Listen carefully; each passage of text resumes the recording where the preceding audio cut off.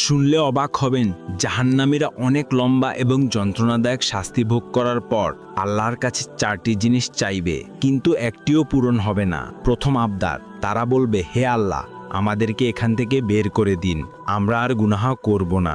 আল্লাহ তাআলা পরিষ্কার বলে দিবেন, চুপ থাকো, তোমরা আমার সাথে কোনো কথা বলবে না।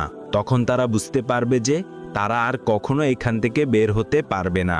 দ্বিতীয় আবদার, তারা জাহান্নামের রক্ষককর্তাকে বলবে, তোমরা আমাদের জন্য আল্লাহর কাছে দোয়া করো যাতে আল্লাহ তাআলা আমাদের মৃত্যু দেয়।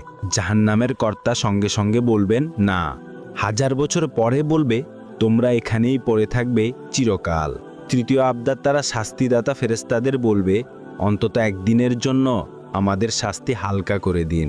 ফেরেশতারা বলবে, তোমাদেরকে সঠিক পথে আসার জন্য নবী রাসূলগণ তোমাদের কাছে আসেননি?